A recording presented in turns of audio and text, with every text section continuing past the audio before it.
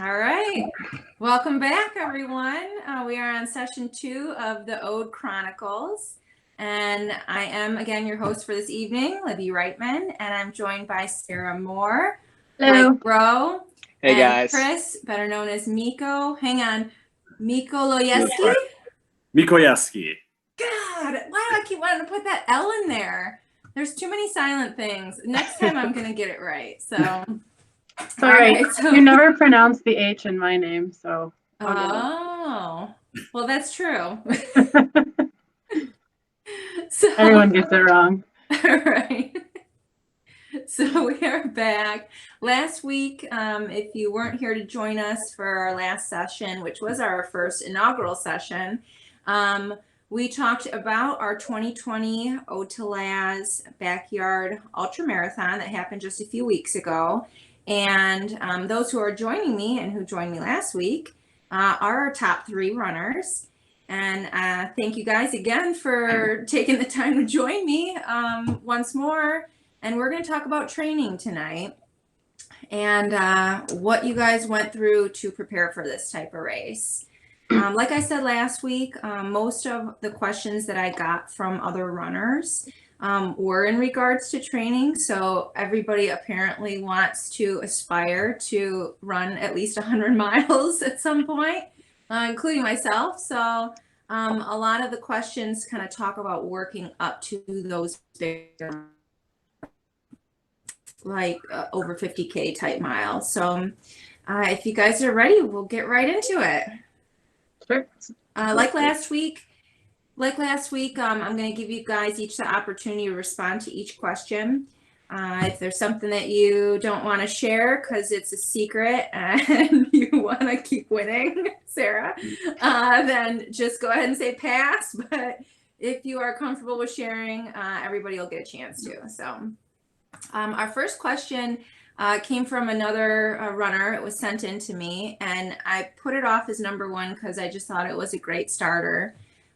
So for those of us, myself included, who can't imagine running 100 plus miles, where do we begin? And what does your average training week look like when you're training for those kind of miles? Miko, I'm going to start with you. Yeah, where you begin? You just go run, I think. That's step 1, right? Put on your shoes. Do you have to start? I mean, obviously, you probably don't want to just be like, I'm going to go run one day, and I think I'll go 100 miles. What did your progression when you started thinking, hey, I'm gonna start building up my miles and signing up for these bigger races? What did your progression look like? Well, I was already running pretty substantially on my own. Probably not what I do now. Maybe, averaging 25 miles a week. Okay. And then going into my first ultra was the end of 2017. I actually started working with a coach. So I took all the guesswork out of it for me. He did all my run planning for 11 months leading up to that event. And I was actually I started with him hurt, like down to the point where I couldn't run 5 miles. Oh, wow. And then started working with my coach, and it was like, I remember seeing like one of my first runs in January, and he's like, hey, you're going on a 10-mile run today. And it's like all my pace and everything. I'm like, okay, this is going to suck. And then slowly built up and got to where I am now. It was, I don't plan my own training. I've read it. I know what it is, and it is way too hard. Did your coach have you signing up for, did you go from, marathon distance to 50K and then 50K to 50 mile, or how did your progression look? Was it all over the place? It was before I was going into my first ultra was a 24-hour, as many 5-mile loops as you could do in that 24 hours. So there wasn't a distance up. My goal was 75 miles. Okay. So I had ran a lot, kind of half marathon stuff, that distance training. And then I ran free marathon about 6 weeks before. So that was like my long training run. And then I went into my first ultra, which was World's Toughest Mudder, and tapped out about 3 a.m. because I had rolled my ankle pretty bad and went from running 2-hour laps to a 3.5-hour lap. Okay. I'm really wondering where I was at. Okay. Yeah, so that's how I did it. All right. Mike, how about you? So I would say I am too frugal to hire a coach. That's not something I would do. So I did what every other person does, and that is Google 100-mile training plan Okay. and find something online and say, this one looks pretty good. And so I would say from my perspective, I think Miko had it right. Like, regardless of where you start, you got to have some sort of base, so if you're just starting running, you got to build up some sort of base. Before I kind of started officially training, I'd say I was running on average, 40 miles a week.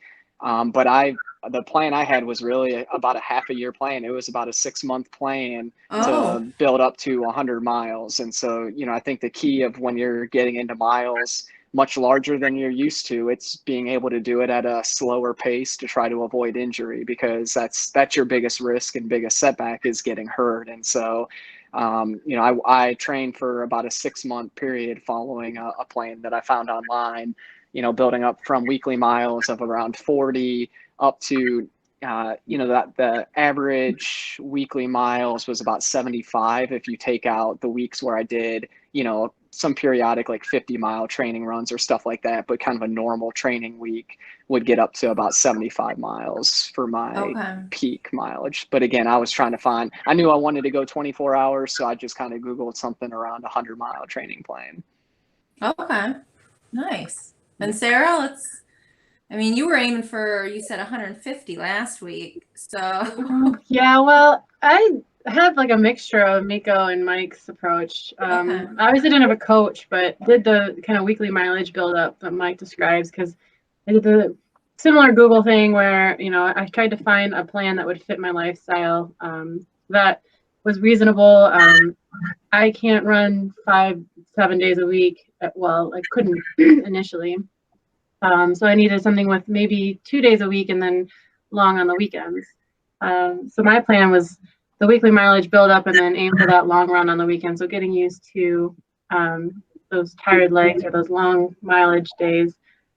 And then I guess kind of ripping the Band-Aid off and going through with the first ultra kind of, I guess, gives you that confidence or that experience that you need to take on the next one. And then you kind of refine it and add to it and build up on the foundation you've already laid. But honestly, my first experience with going distance was marathon, right? And that was kind of a shocker because I signed up for my first marathon in December and the marathon was going to be in May. And all of a sudden in January, I couldn't run a mile because my knee was so bad. So I think a lot of times when you're starting to take on distance, you go through these, I call them like growing pains, because it's very common typical things, the runner's knee, overuse, and not stretching, not rolling. I was too stubborn to do any of that. I didn't need it. I was young, right? So I guess kind of learning through my trial and error and stubbornness, because I don't like to listen to what other people tell me to do at first. Yeah. And then kind of took me back to the drawing board. So when I couldn't run a mile, and I had this marathon pending in a few months, I'm like, well, how am I going to get fit enough? And one of the best pieces of advice that someone told me was just, it's a matter of how bad you want it. And you'll get over your injury or whatever your like obstacle, your roadblock is. And I had to work for it. And the way I did it was actually through, I'm a big believer, proponent, or whatever you call it, advertiser. I should probably work for Beachbody because I love the insanity workouts. And those are like probably 50 or more % of my workouts are those cross training workouts. And I just think they give you that full body strength. They focus on core, beat up your legs. And basically that's what got me through. So I was doing 5 days a week of insanity workouts, and then I would run on the weekend. If I could. At first I couldn't run. So until I got that strength up in my legs, because I think everyone has different weaknesses. And when you do a distance, you expose what your weaknesses. So mine is like my butt and my thighs and like climbing. So I have to get strong butt and thighs in order for my knees to hold up or something. I don't really know. I haven't gotten diagnosed, but this is just my self-assessment, self-diagnosis. Yeah. But yeah, you can get there, and it's so unique for every person. Has a different journey and different way of getting there. And I think that's the cool part about it, that you can't really have like a one prescription fits all. But I guess you can kind of glean off of different people's tactics, but just know that you don't always have to run to get there. That was kind of my realization. Well, and then I guess that's good to hear. Yeah, building from there, and then once you get past some of those like initial growing pains, once you build up that foundation and you get used to the distance, then I guess this year was a lot different because I was able to run every day. I don't know, I would have never thought I could do that before. But I don't know if you guys heard about that virtual race across Tennessee. Did you guys see it? Oh, I didn't do it. I heard about it. But that was a big motivator. Obviously, all the races got canceled, so my husband and I signed up for that, and the race would require 35 miles a week to complete one crossing. So I was like, I can do that's what I do. I could do 35 miles a week. I could probably do half, get back, because if you get there, then you can do the race back, which is double. I was like, I don't know if I could do 70-mile weeks every week for 4 months, basically. And it's just funny how you can sometimes limit yourself because you think, oh, I can't do that because I couldn't do that last year. I couldn't do that before. But somehow we both were able to do the race out and the race back.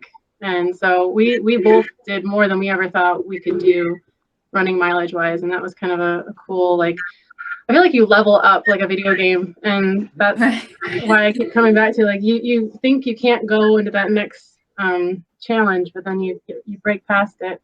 And then all of a sudden you're doing stuff you didn't know you could do.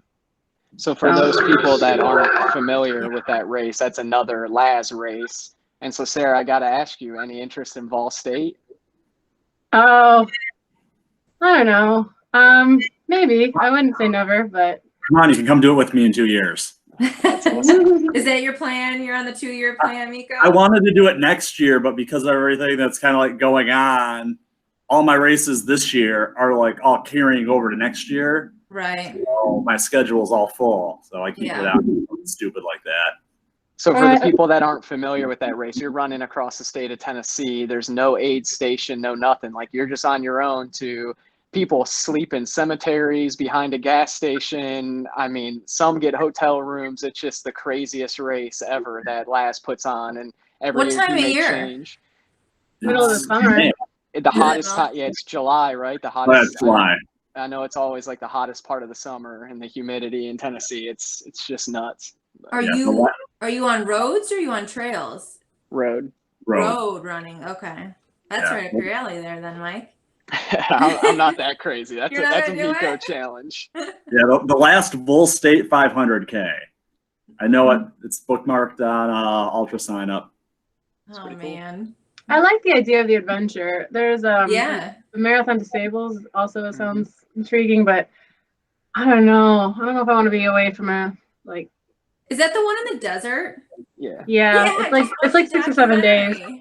Which That one just sounds like a lot of money, though. And Yeah, I think a stage race would be a lot of fun, depending on, regardless of where it's at. Marathon Disables obviously one of the more popular ones, but there's some big ones in the States as well, that because the stage races then can be a little bit more party atmosphere as well. I mean, some are very serious where you're back in, like Marathon Disables obviously is not. Yeah, they didn't look like they were partying in the documentary I watched. But there's a lot of other ones where, you run your marathon per day or whatever it is, and it's definitely a good party back at the campsite that night. So there's some cool stuff out there for sure. Yeah. I'm guessing you guys haven't looked at 29029 yet. The Empress Challenge.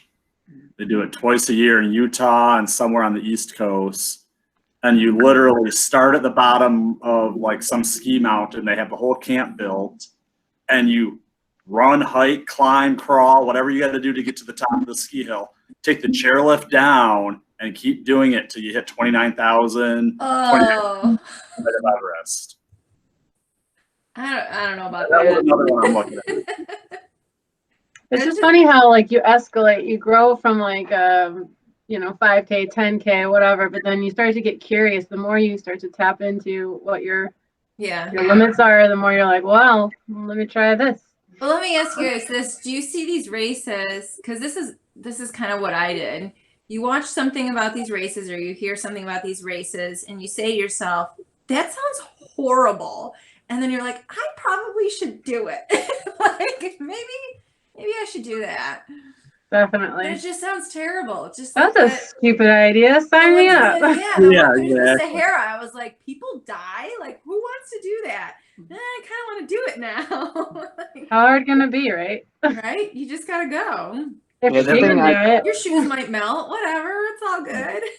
Yeah, the thing I tell a lot of people, like just running this race, right, to try to do 100 miles, people think we're crazy, right? And what I Yeah. said is, look, as we get older and as an adult, I'm almost 40. I said, when's the last time I did something that I really didn't think I could do? And that's why I ran this race. I'm like, if you would ask me a year ago if I could run 100 miles, I'd say there's no way. I'd Yeah. given myself a 5% chance. And I said, I'm going to put myself in that uncomfortable position and try something I honestly think I cannot do. And it was cool to, dedicate, 6, and with COVID, 9 months of training to get there. It's a good feeling.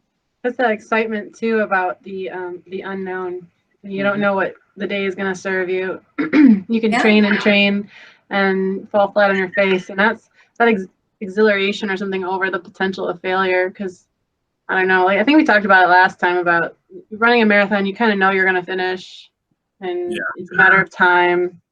And sometimes it's pressure because you're trying to finish and like, okay, I had to beat my last time, or I have this goal to set now because I've been doing all the speed work.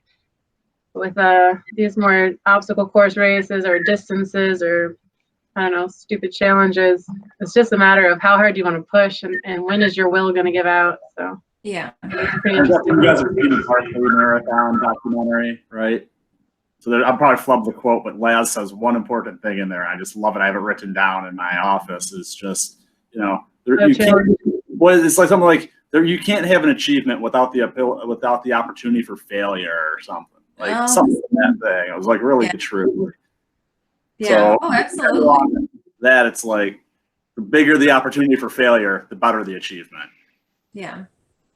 Yeah, you never know until you try it. So let me ask you this, Mike. I know you said, for this year, all your training was on road, that this was the first time you ever stepped foot onto a trail or a single track. If, for next year, or I don't know, Miko and Sarah, maybe you can say, when you're training for, let's just say the Ode in particular, or another trail, long distance race, marathon plus, let's say, is it wise to do all your training in one spot, like all your training on the trail? Or Mike, next time around, would you say, oh, I absolutely need to do half and half, be on the road, but do, get on the trail too? Or, what do you guys find? Because I know last year when I did it, I did all my training on trail. I never got to the road portion of it, but I felt like I really beat myself up in my training by just running trail. And I ended up having, some more injury that I didn't really want. But what do you guys find? Do you think that a mixture is important, or should it all be on trail for a trail marathon? Variety is the spice of life, right? Okay. Yep, I'm the same way. Mix it up. Okay. I think more than distance, more than how many weekly miles you add up, one of the biggest things that someone taught me early on was the mental training that you need. And that's almost equally as important as the physical aspect, because we can all get out there and pound out some miles, but until you get that, like, I don't know, visualizing and all of that, like, hokey stuff where you're going deep inside, and I don't know, I can't really put it into words eloquently, but basically I think a lot of it comes down to on race day, at least, is to how do you deal with obstacles, or how do you deal with frustrations or setbacks. And so you can kind of train for that stuff leading into the race with how do you handle day-to-day frustrations or hiccups at work or kids or whatever. Are you going to let it ruin your whole day and take a downward spiral, or are you going to try and find the positive and rise above? And so I think you can apply those life lessons in the race. For like a funny little anecdote, my last pre-Ode race, I did 100 in July, and as we're pulling into the parking lot for the race starts in like 30-45 minutes, my tire goes flat. Mm. And it's just like, that could totally wreck your day. You'd be like, oh crap. But I'm like, well, it'll sit. At least we made it here. You know, I'm thankful that we got, it was just, I don't know how, I've never seen a tire go flat that quickly. But anyway, so just little stuff like that, you know, you can take it and it can crush your day or put you in a negative mindset and lead to a negative outcome. But Yeah. or you can just let it roll. And I think the more you do these sort of races, it teaches you to let things roll a little bit more. Well, Yeah. let's talk about the mental preparation for a backyard style, since you brought up mental prep. You know, this is a 4-point whatever mile loop. Over and over and over, you're seeing the same thing on every single loop. You're probably seeing the same people for every single loop. You know, did you guys train doing 4-mile loops? Did you train being bored like that? I guess I could say. I don't know. Sort of. Did you? Okay. I think Mike did, being on roads all the time. Well, It's- I don't know. it's He not turned 4 that miles bad. on around his neighborhood or something. I've It's watched not your bad. Strava the last couple weeks. You've done the same damn loop over and over. The neighborhood is Relying familiar. on you. I mean, Talking my competition. yeah. The way I think about it, I mean, it's a good point. I think there's always, and I think the last two questions you gave are related in some way. Like, you can always find more ways to prepare, but at the end of the day, you can only do so much. And so from a training Right. perspective, I think you got to just kind of pick and choose where you can. You know, in my mind, I felt like doing at least a couple runs with the loops to get used to what a break in between actually felt like, you know. And so I would do, you know, through my training, I did 2 or 3 50-mile runs, and I did those mainly through the middle of the night. So I checked off what Oh. it's like to run a single loop over and over again. I checked off what it's like to do it in the middle of the night, sleep deprived. I checked off what it's like to try to do the nutrition. I mean, this is as much of an eating race as it is a running race. Yeah. You know, when you're out just logging 20 miles, you're not doing the same nutrition that you're trying to do in a race like this. So if you can find kind of one training run to check off 3 or 4 things that really benefit you for the race, I think that's a huge advantage, and you can find ways to build that into your training. Nice. I like that. Miko, did you train at night? Did you practice running? Well, you had done, you know, over I've 24 done a lot of hours. races. A lot of mine, like I've done probably 9 looped races now, something like that. So for me it was kind of just second nature at this point, where the difference is that break. Because normally I'm coming into my tent, making my call outs with my crew, and they're like shoving food in my face, changing gear out, and then it's like I'm running back to the start line and they're chasing me, you know, handing me everything I need. So Yeah. it was that. And the mental part, I'd probably say 80% of my running's alone, Okay. whether it's in the morning or at night. So and I don't run with music. I'm just out there.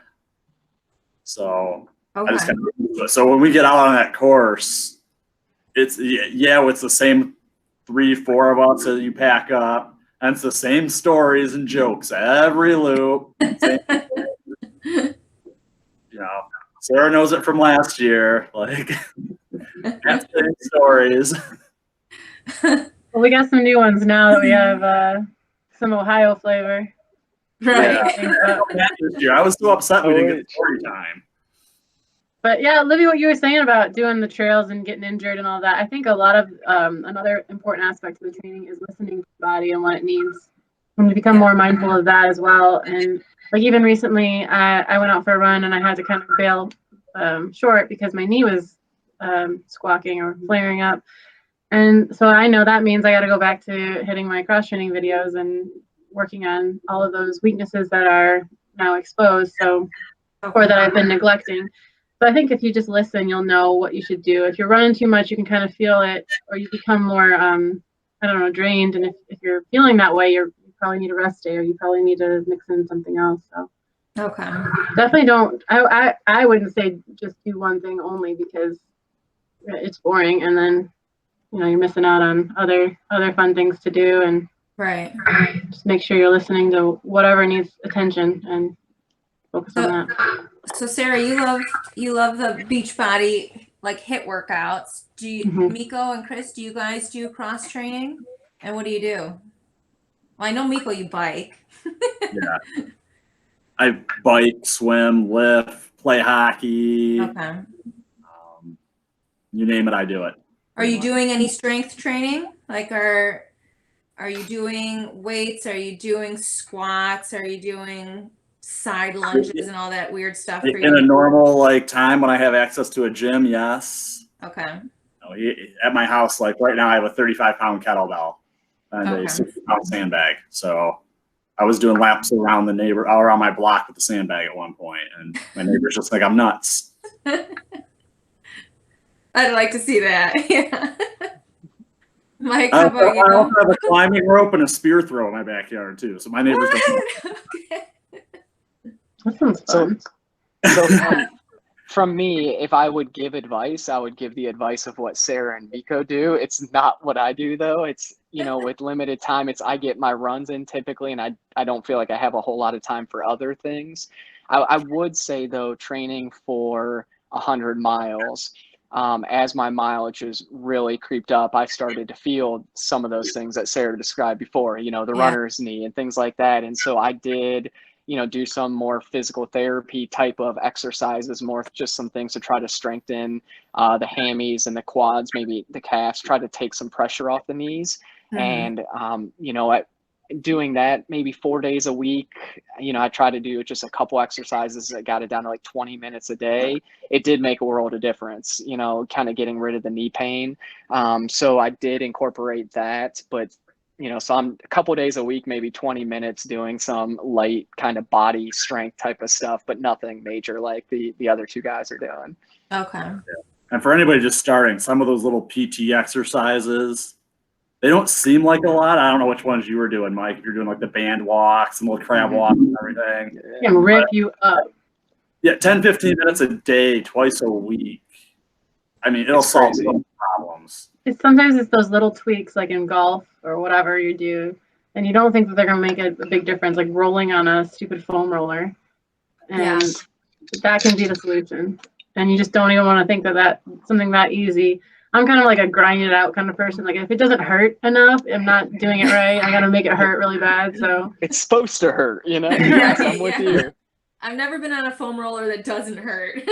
Like I didn't understand why bikes had gears. I just thought you were always supposed to be burning. But then I realized that you're supposed to like downshift when you're going uphill. And I'm like, oh, what? I get it now. Only the weak ones do that, Sarah. It's not a workout unless it's hurting constantly, right? Right.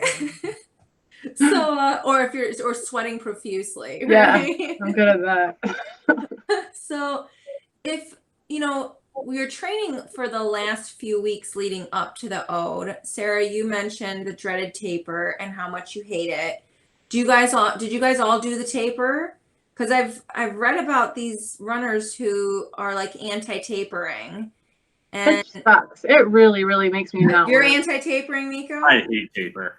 But do you do it? Oh yeah, I still cut back, but not by choice because I'm told to. Okay. What do you think the taper does for you? And if you didn't taper, what kind of difference would it make in your event? Have you ever tried not tapering? You have, Sarah? Mm-hmm. What happened? Well, it was sort of unplanned because the race I signed up for on Friday and race Saturday. And so I had already put in 50 miles that week. And so I was like, well, here goes. This is trying out not tapering. Why not?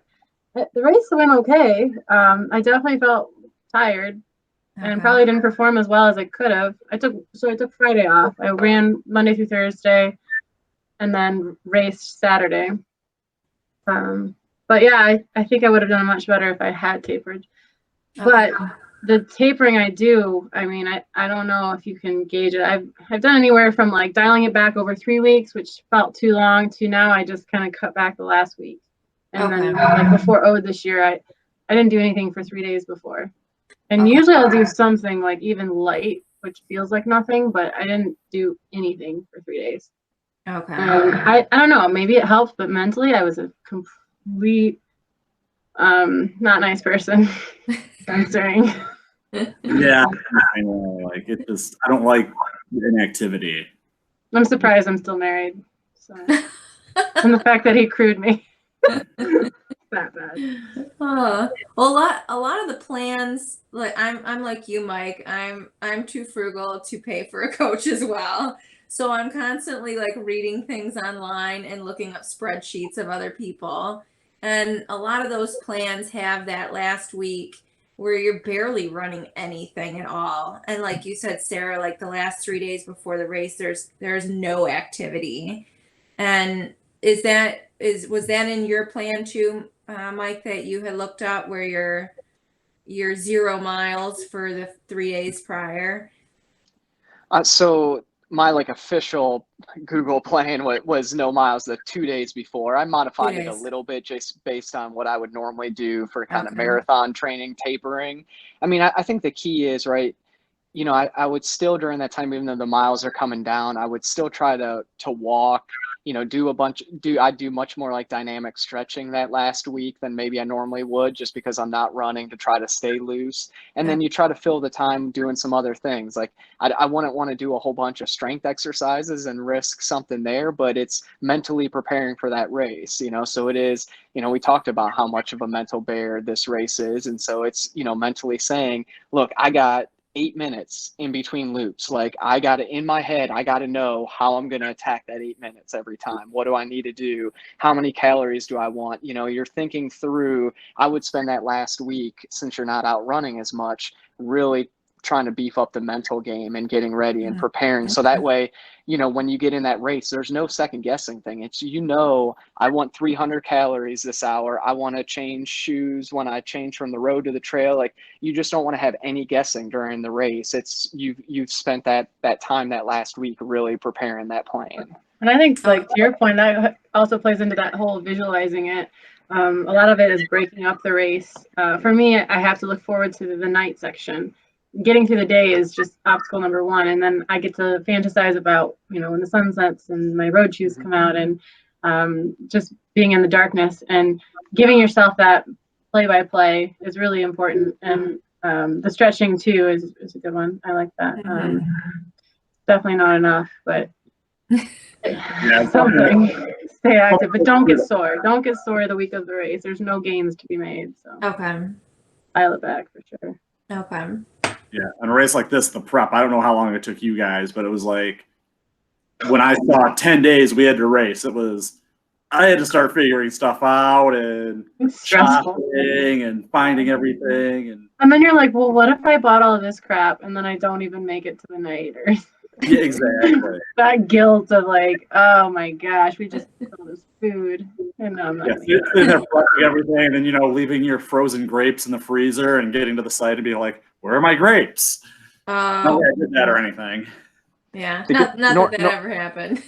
Normally, like that week before when I'm marathon tapering, I'm cutting alcohol and I'm trying to cut sweets and sugars down the last couple weeks because you're running so many less miles. The good thing when you're running 100 miles, you're like, I don't care if I gain an extra pound or two. So you can kind of enjoy things a little bit more. I didn't cut back a whole lot for this. Ultra runners are just a bunch of hippies. Sarah was giving you, did you see her big thumbs down on the This is why you don't run marathons. Don't run marathons, because then you got to cut out all the fun stuff. And what's the point of that? Oh gosh. So you all have mentioned that your long runs on the weekends. Are you guys doing, for this race in particular and for your long, your longer races, are you doing the back-to-back long runs, or are you doing just one long? No, sandwich runs. Gotta sandwich them 3 days sometimes. Is your longest mileage day the first day or the second day? The last day. The last day. Mentally, it's trying. Mike, you do it opposite? I mean, I would take advice from Sarah. She's the one dominating this race, but my you guys were only 4 laps apart. It wasn't that bad. My typical, I would do this a number of weeks, but I do 30 and 20. So 30 on Saturday, 20 on Sunday, and actually, so like my strategy through that is, you know, I typically would run a pace, faster than the race pace, so maybe my 30 miler on Saturday is more my normal kind of easy pace, say 9 minute. But then my 20 miler on Sunday, what I did was actually practice more the race. And so I practiced some run walk. I practiced averaging 12 minutes a mile, maybe what I want to target in the race. So I actually used my Sunday as an easy long run to kind of more simulate the race type of situation. Okay. That sounds good. I think either way you do it, it would work. I think the point is just to feel tired legs, to run when you don't really want to feel like that dead leg, the cinder blocks beneath you, and get up and go. I think the thought behind saving the long day for the last is more the mental hurdle of building up. So if you do like a 10, 20, 30, 3 days in a row, day 10 is like, okay, but then you have that cloud over your head of you have to do 2 more big days. Right. And it's only going to get harder. That's and no that joke. kind of builds that mental toughness. 10, 20, 30s, that is rough, man. Something like that. Or like there's, do all sorts of combinations, work your way up to that, but. Yeah. Okay. Miko, are you doing the back-to-backs as well then? Some, but, I don't think I ever had a run longer than 2.5 hours. Okay. That's another question. Are you gauging it by hours or are you gauging it by miles? Hours. People who do both. You do it by hours, Miko? Yeah, it's just like when I look at my volume for the week, it's normally like 7 to 9 hours. I still get like mileage, paces, and everything, but okay, I focus on hours. Okay. Sarah, I go both ways. Depends. You do if you're running with friends or you're just going out for a long trail run, you don't really care. I don't know. I don't think you need to worry too much about miles as much as hours on your feet. I think hours would be better. Yeah, I think that's a good differentiator between the road and the trail, because you get on the trail, your pace can vary greatly. And so even though I don't run on the trail, I would say I would probably lean more towards hours if I was doing that. But being a road guy, I do everything by miles. Okay. And when you guys are training on those long runs, like you said, Mike, your second day you were practicing more the run walk thing. I found that killed me at the Ode, was that bottleneck where you couldn't run. And so like my body is just used to moving, then you'd come to a stop and walk, and then you'd have to start running again, and then you'd stop and walk. Like that. Which bottleneck? It was not this year, but last year, when you first get on, when you do that loop out on the road to the gate and back, and you first get out on that trail, and everybody kind of has to come together single file. And there's a lot of obstacles on the ground there too, by the lake, but that came to a stop on a walk. And then that first initial climb going up the hill where the steps are, you came to a stop and go for a walk. So like that back and forth. It might be intentional though. Well, yeah. Every time there's a hill. Oh, absolutely. Yeah. People are walking to be safe and not obviously bite it on those rocks. And then, I walk the hills from the very beginning, even if it's like a little bump. I guess I wasn't expecting that. I was expecting to be like forward motion at like a certain pace. You don't really want to plow it out because you want to save your legs. You want to take. So is that training? Is that important in your training where you're practicing that walking and then getting up and running again, and especially on those? Hi, Andrew. Yeah, now over there. More wine. It smells delicious. Love it. Sorry, Molly. Oh, I thought he was pouring that for you. He was taking that for himself. She's got one. He's making sure I don't kill the whole bottle. Oh man. What were we talking about? Stopping and going. When you're walking, just practicing it. I mean, when you're really walking, important. You're using different muscles than when you're running. So I think it is important to practice. And I'm with Sarah, like any little bit of elevation change, like why would you not want to walk that? I mean, this is a race where you got to keep your heart rate down. Yeah. You know what I mean? In my mind, you can't burn it up. And so anytime there's a little bump, I was walking those to try to keep my heart rate as steady as possible. But I incorporated that heavy into my training. Like I said, every Sunday run was a combination run walk just to get used to that movement of moving from a run to a walk and back to a run and back to a walk, and the different feeling on your feet and different muscles, and just kind of power walking. All of a sudden you feel it a little bit more in your hips, and so I learned a lot through the training that way that I think was really beneficial.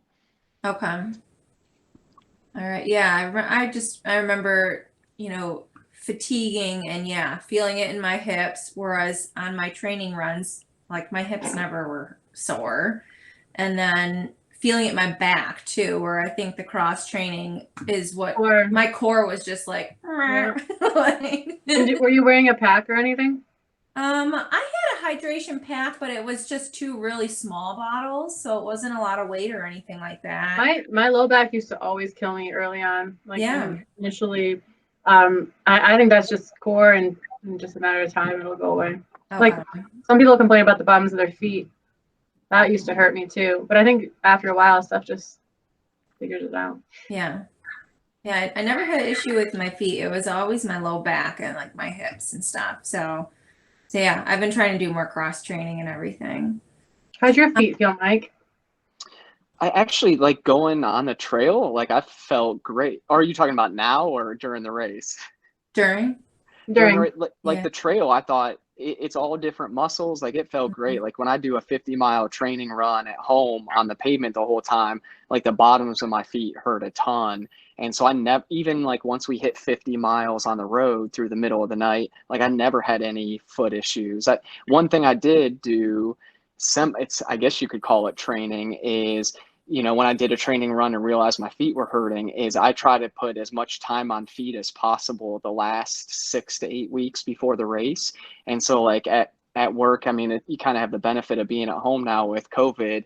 I've got a desk. I'd put some boxes under my computer and I would stand all day. And so rather than sitting in an office chair, I think time on feet is a huge advantage in this race. If you want to put in a 24-hour run, just standing up as much as possible makes a world of difference beforehand. Let's since you mentioned it, Mike, let's talk about COVID and how it affected your training this year. Did you find that there was a negative impact or a positive impact? Did you have more time than you normally do to train?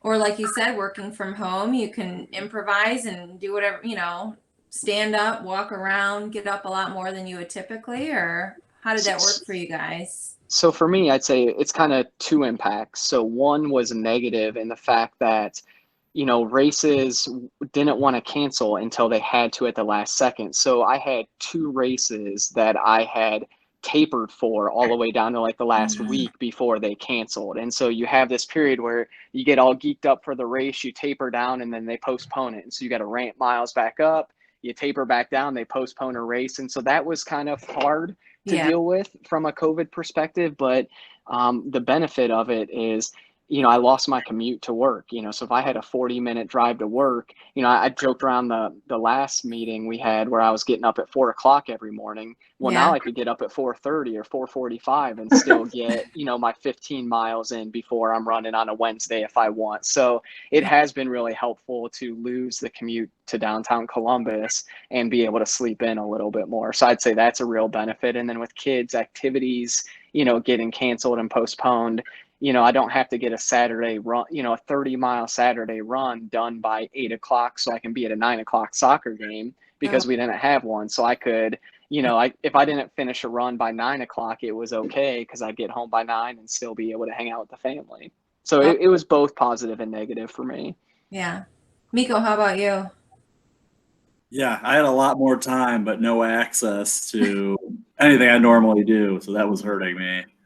I think I figured out at one point it was, if I wanted to buy the equipment that I normally use at the gym, it was 9 years worth of gym memberships. Holy cow. It wasn't worth it to me. And then I couldn't get the equipment anyway because everything's sold out. Yeah. I still can't get a 10-pound hand weight, for Pete's sakes. Where did all these people, why aren't they making more equipment? Yeah. Did you find that you had more time to run though, Miko? Yeah, but I have a set schedule, so I don't run like I said, I do 7 to 9 hours a week. That's it for running. Okay. I don't Okay. know if a week more than that. Gotcha. Sarah, how did it affect you? Yeah, I mean, I guess motivation wise, at first it was a hit because, you know, all your races get canceled. But then I guess it's like that whole problem solving thing. You gotta deal with the obstacle. You gotta figure out how you're gonna move past it and make the most of the situation. And the Tennessee race, the virtual race across Tennessee, was kind of the solution, the quick solution. Yeah. And I guess just staying hopeful that stuff would still happen eventually. Yeah. And then, yeah, running more than I ever ran before. So I had the biggest training summer of my life because of it. And thankfully, I have my husband to do it with. So and we're both working from home. So obviously, way more flexible.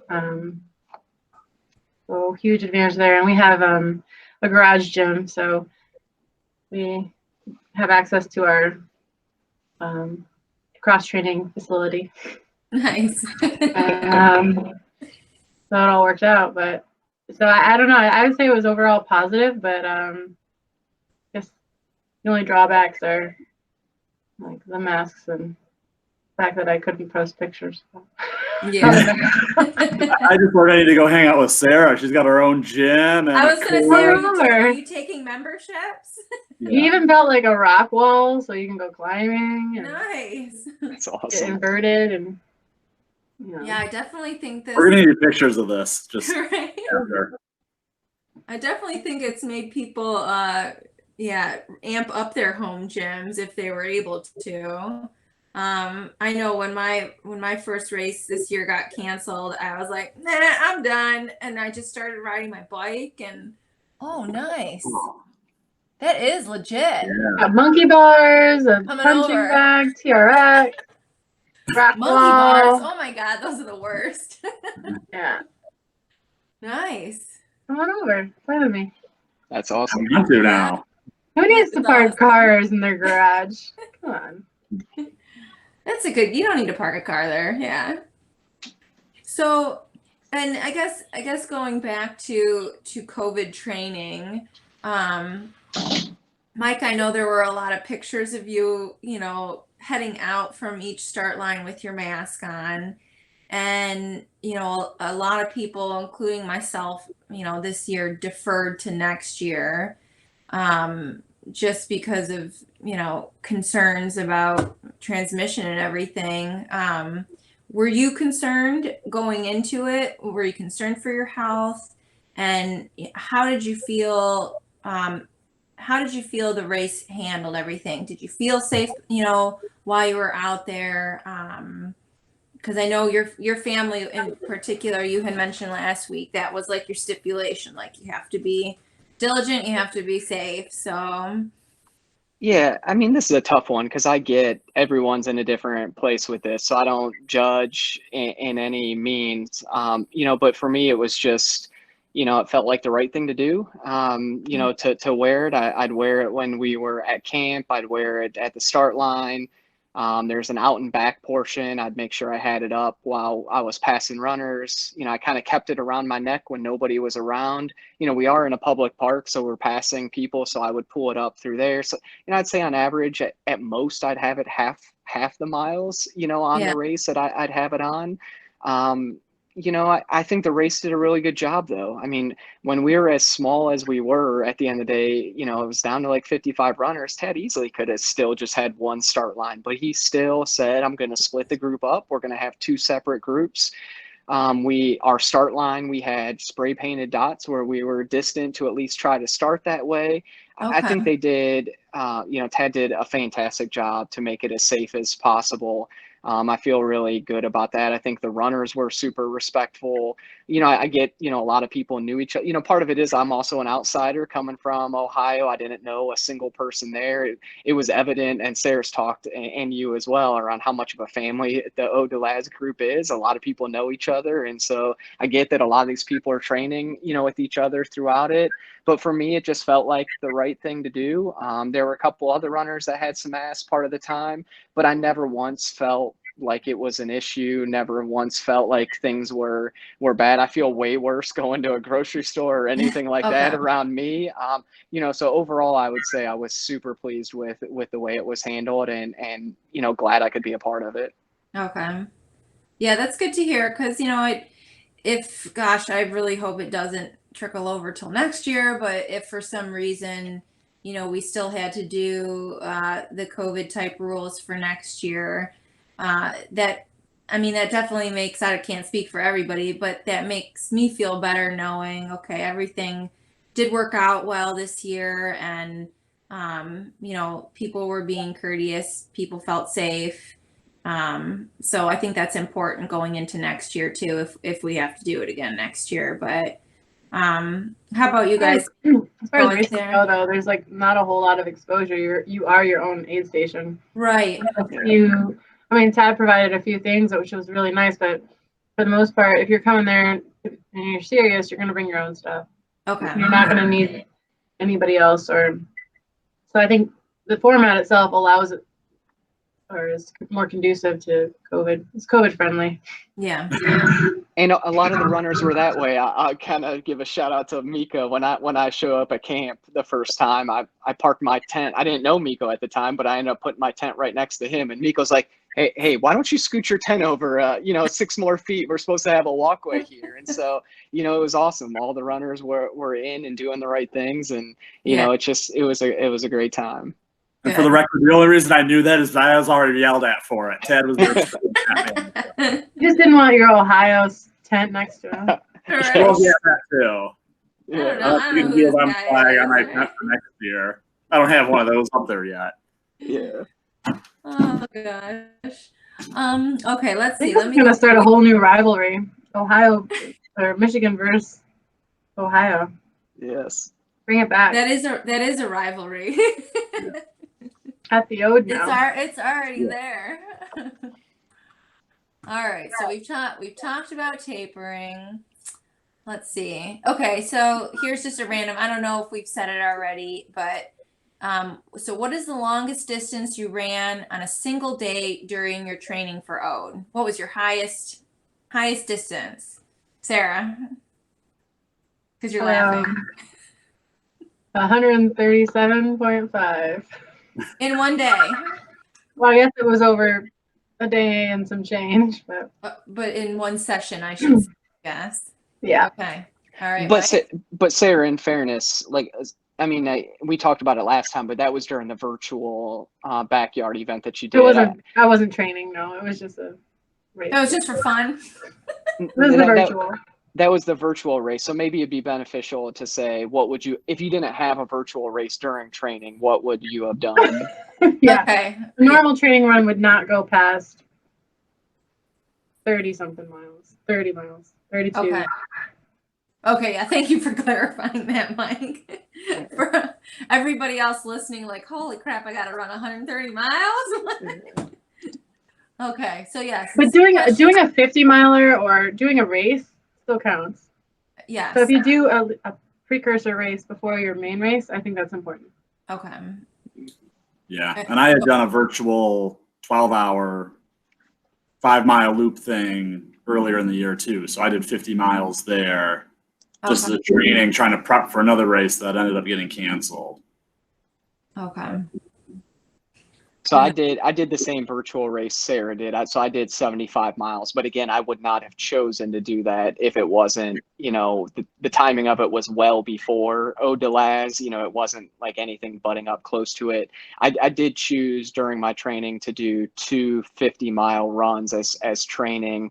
And both of those, like I said, I planned to do night runs. So I started at 7 at night and ended at 7 in the morning just to try to train. I'd never done an overnight type of run. And so I I wanted to get a couple training runs in the middle of the night, practicing the 4.167 mile loop, kind of getting used to that sleep deprived. So that was definitely part of my training for my first one. Now that I got one under my belt, I don't know if I would necessarily do that again. You know, I think Sarah talked about that experience is so important, but being a first one, I felt it was really important to try to experience that in my training. Okay. You didn't do the virtual 12-hour ode? No. That was before I was signed up for ode. Like I said, I kind of backed into ode because cancellations from some other races. So I hadn't even heard of ode. Now are you going to be part of the ode family, Mike, and come back? I sure hope. I gotta say, it's a little bit of a debate in the Rowe household right now because the race is on my wife's birthday next year. So we're already talking through. We're talking through. We could get a cabin on the lake and make a little bit of a weekend of it with the family. So if I'm gonna be there, I think I'll actually be there with the whole family. So You it'll should be check fun. out Northern Michigan. You can do the February race, the May race. Come on, just. We gotta find them like a good Airbnb at the lake or something. Sarah. Yeah. I'm gonna bring my kid. My kids are gonna talk trash to Sarah the whole time. See if I can take the crown. Bring them. Bring it on. Hey, let's talk about kids because I'm curious what your kids think of your running. Miko, I don't know if you have kids or not. No. And I don't have any by my own body. I have stepchildren, but you know, they could give a crap about my running. But what do you, Mike and Sarah, are they inspired or are they just like, whatever, mom and dad are going out for another run? Pretty much that. Okay. I have 2 stepkids, but I dragged them out for runs and 5Ks and 10Ks when they were too young to say no. And probably scarred them a little bit. And so I backed off. No, they do their own thing, and I ask, and they say no, and then I say, okay, well, you're old enough to stay home now, so bye. Right. But, no, they don't quite get it. They ask about it and stuff, but I don't know. Yeah, my kid. Go on. Yeah, I was gonna say my kids are a little young, so I've got a kindergartner, a second grader, a fourth grader, and a seventh grader. So I'd say, for the most part, you know, they don't quite get it necessarily. You know, I would say I'm kind of hoping at least my oldest, my seventh grader, she's running cross country for the first time, and so I think this race where she kind of, you know, didn't think a whole lot of my running. I think now that she's running cross country, she's like, holy cow, I kind of understand now what 112 miles are because I'm tired after my 2-mile race. And so it's been a lot of fun kind of connecting with her through her cross country journey. And I think she's enjoyed talking to her friends a little bit about what I'm doing, you know, that are on the cross country team. So that's definitely been fun. But, you know, we kind of like Sarah, we enjoy the family 5Ks. We do a lot of that stuff as a family. So it's fun. Cool. Yeah, I did that. When the kids tell me they're tired, I'm like, No, you're not. You don't even know what tired. Try again. Oh man. So let's see. We've answered a lot of these. Okay, did you have to deal with any injuries during this year's ode training? And how did you cope with them during the race? Miko, I could have sworn I thought you said you had something going on. You had some sort of foot massager. Yeah. Well, yeah. I mean, that was from the race. I got my muscle stim going, or did. But I mean, training wise, just not having access to a lot of my recovery stuff kind of hurt me. I was fighting a calf issue for about 6 weeks until I was able to go to the recovery place, and after an hour session, it's like, okay, I'm good to go now. Okay. And then like during the race, I don't know when it was early, 6 to 8 hours in, I tripped or something to my foot, and then it just decided to start hurting and go numb, and every footstep hurt. And then I ran for another 16 hours on it until I couldn't anymore. Okay. Did you try anything during your breaks to help the foot at all? Did you wrap it? Did you do any type of massage gun or anything like that? that was like my one thing didn't do. Like I was popping painkillers, which is almost unheard of for me. Ooh. Yeah, exactly. And vitamin I, right? Yeah, I think I did more painkillers during the race than I did all of last year. Okay. Painkillers, and then it was like going through it was so rushed. It's like, it's not going to be bad. It'll get better, to the point where I needed to deal with it. I didn't know how, and just didn't have a plan for that. Okay. All right. How about you guys? Any things that were tweaking beforehand or that happened during the race? I had a Achilles thing. Oh. I had a tight calf leading into the race. I think maybe from the July race I did. And I got a massage the week before, which kind of like dug out the knot in my calf, which was causing the tightness in my Achilles. So I was really worried that was going to take me out. And it hurt. It started to hurt. I don't remember when, but I knew it was still there. But we have my awesome crew member, Hussein, who came along, was cheering for me like my husband. Confused Mike. It did. He brings the energy, man. And he brought this awesome massage gun, one of those like drilling, like. I think I saw a picture of you using it. Oh man, that thing is amazing. I want one, but anyway, it's good to have friends. And so yeah, I was drilling my calf with that, and that helps loosen it up. So whenever I was having issue with it during the race, that kind of remedied it for the loop at hand and got me through. Okay. For me in training, So you're saying you don't have the $17.99 car buffer next to your couch just for running recovery? The car buffer? What does that do? Legit, it is a car buffer. Does it massage your abs or what? Just on my calves, just to recover. Different strokes. I like it. It's a $300 massage gun or a $17 car buffer. Yeah, like you probably do the exact same Whatever thing. For me, I guess in the training piece, I mean, I had some minor things. And again, I think listening to your body, as Sarah and Miko both talked about earlier, is so important. And that's one reason I had, as long of a lead up plan that I had, is because, I think some people have so short of a plan that they put in, they feel like they can't ever miss a run because, if I miss this run, it's going to be so much harder to get back up to next week. And so having a longer, kind of pathway to your goal, allows you that flexibility to say, you know what, something just doesn't feel great. I'm going to take 3 days off. And I never worried about it's going to be hard to catch back up to my plan when you have a plan that's kind of slowly builds over time. So I'd say specifically for someone trying to do this the first time, really giving yourself a long runway would be helpful. Through the race, I had, some aches and pains. I honestly, being the first time I've ever done something like this, I was just having so much fun. I didn't care what hurt. Like I was just smiling the whole time. I tried to put it off. I had, the soreness. Yeah, I'm kind of mad I didn't meet you earlier, Mike, because when I finally caught you and towards the end of the road loops, you were just beaming. And I'm like, I thought he was just antisocial and he didn't want to talk to anybody. He's all with these like crazy flashing lights by himself. Through the night, the majority of the night, I'm trying to like make friends and play my music and use my music as a way to connect everyone. And Mike's just off doing his own thing, whatever. You, but you have a headline. I was like, do you not want to be, do you want to be by yourself? I'll leave you alone. He's like, no, like let's be friends. I'm like, where have you been? I can't wait for us to talk about the race eventually. We got to get to that.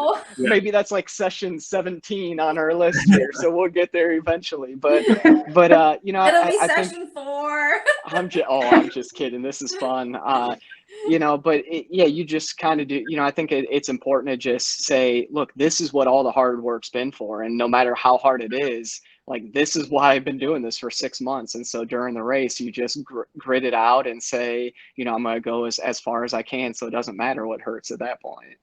Yeah. I swear we will talk about the race. All right, let's see. Okay, so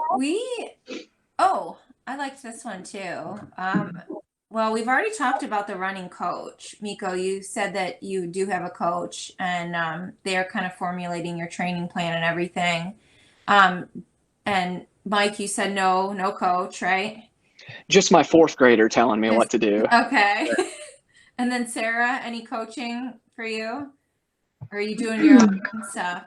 Oh, not officially, but Okay. lots of friends and mentors and advice seeking from other well-seasoned veterans and people that have been doing it longer than me. So, Miko, I'm going to ask you then, what would you say, what do you find the advantages or disadvantages, if there are any, of having a coach?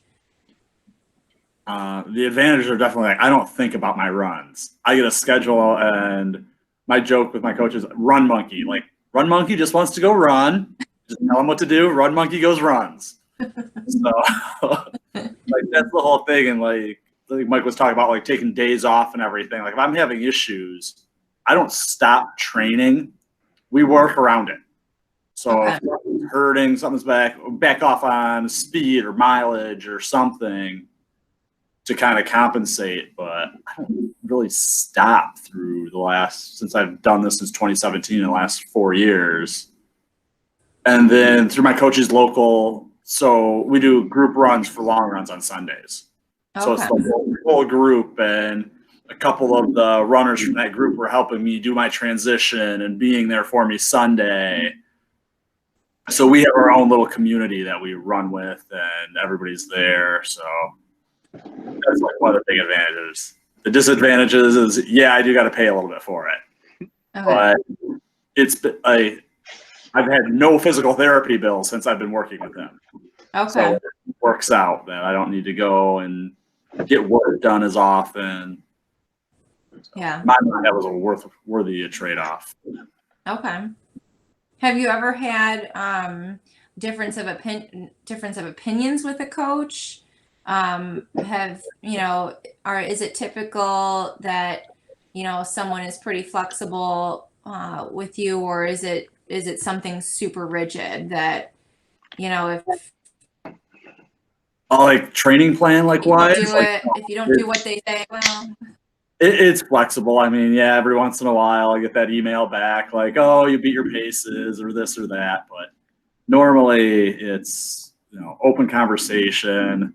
Before I picked this coach, I talked to about 3 or 4 others, and they were just like really kind of hard to work with. And this coach, we text, we email, we see each other once a week. We can call, I can call him anytime.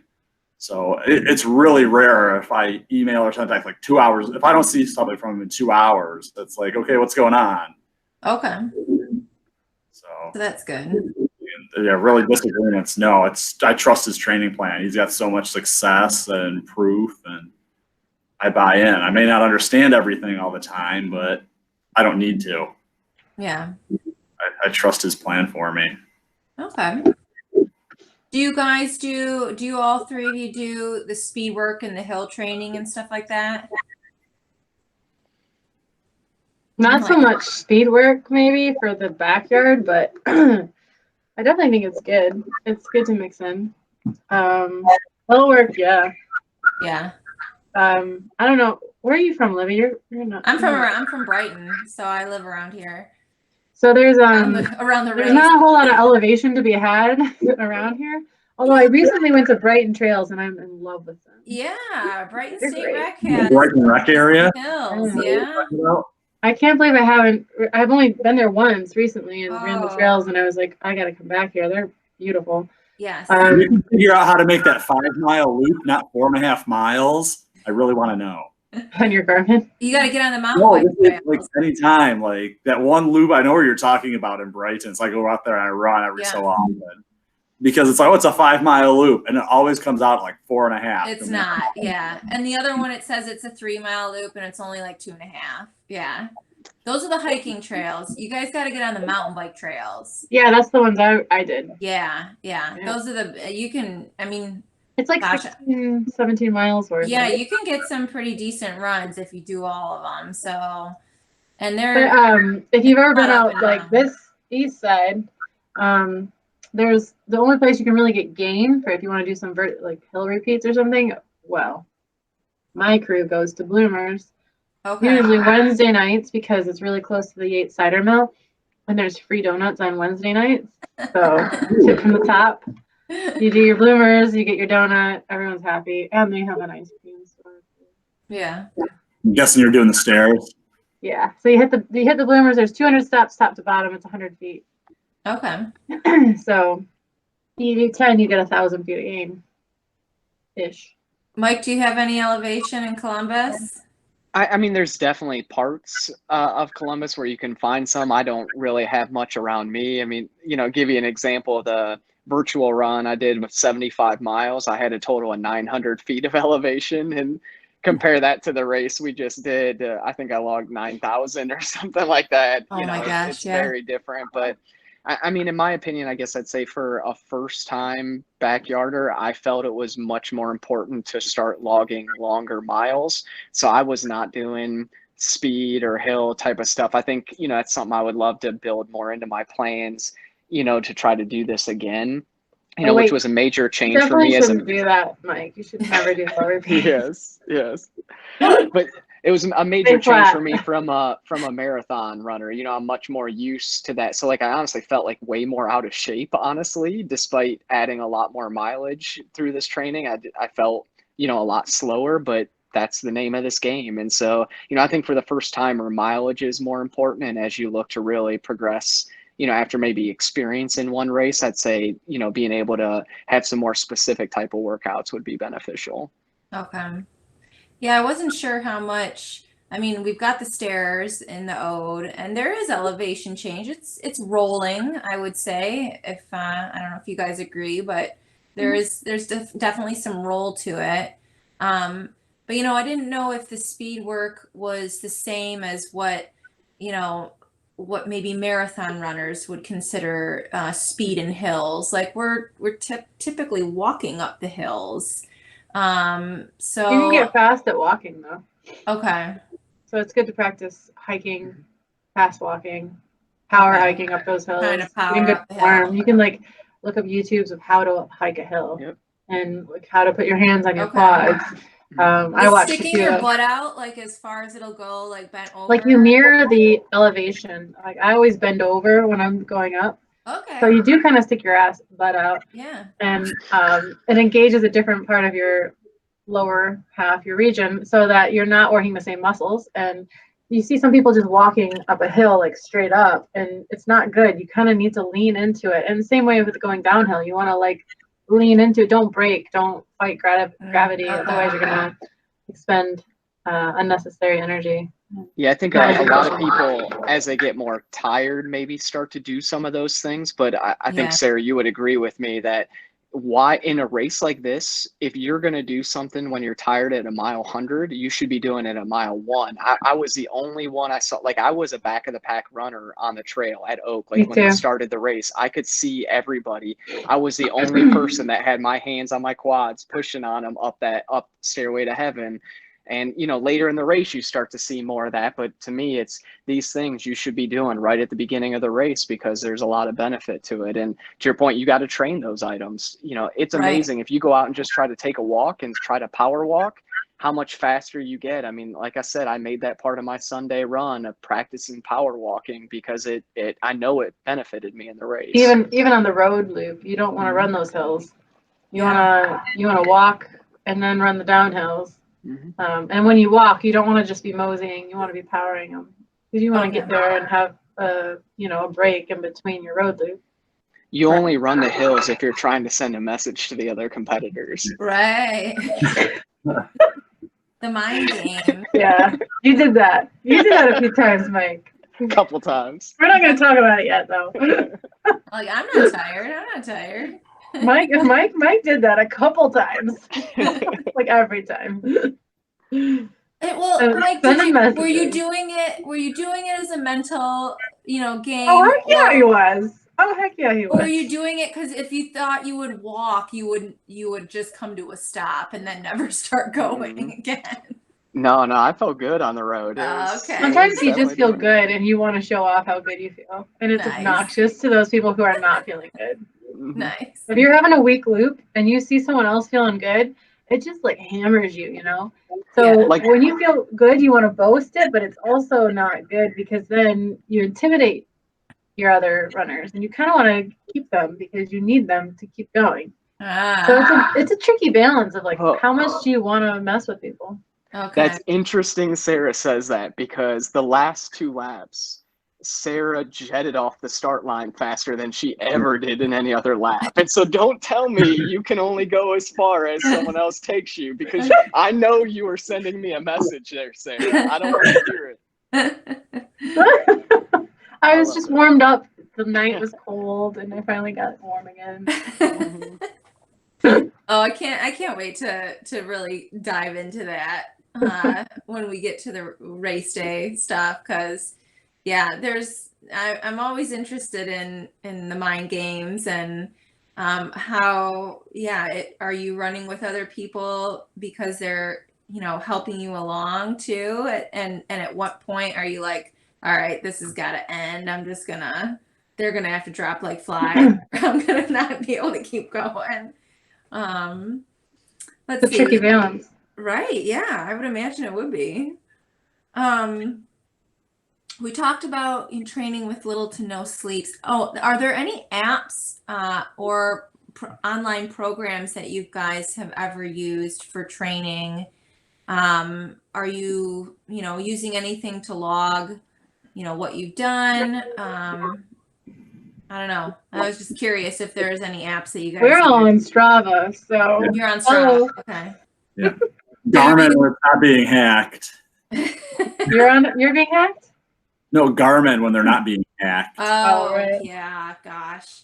Don't even get me started on that. I swear, did your Garmin reset like it never knew you'd done a run before? All of a sudden I was getting like, oh, this was your fastest 10K. And I'm like, no, Oh. I'm pretty sure I'd done 10Ks faster than that. Like I walked. What are you talking about? I have Yeah. no Yeah. idea. Like Sarah says she follows us on Strava. Like I never go on Strava or like scroll the news feeds or I think Strava's fun because you can post things on there that you wouldn't post on like your other social media, because Okay. your other friends are going to get bored of hearing about your other long run or another race, or they just don't care. So with Strava friends, you know that they're doing the same thing, and it's also kind of like a way of journaling. Like I just scroll back to a first run I did with a friend last year, and sometimes I document who it was with because I want to remember, like if I'm taking someone new out or it's their first time, and then I don't know, it's just like a little journal. It's cute. Yeah. I like it. Yeah, I don't use Strava for the journal piece of it as much, but just the every runner that I know wants to support other runners and wants to advance, this community. And so there's nothing I like better than getting, friends, especially ones that are just starting out and running and that are on Strava. Like for me to make sure I take time out to like their runs and comment how well they're doing. I mean, that type of stuff goes a mile, and that's going to expand our community.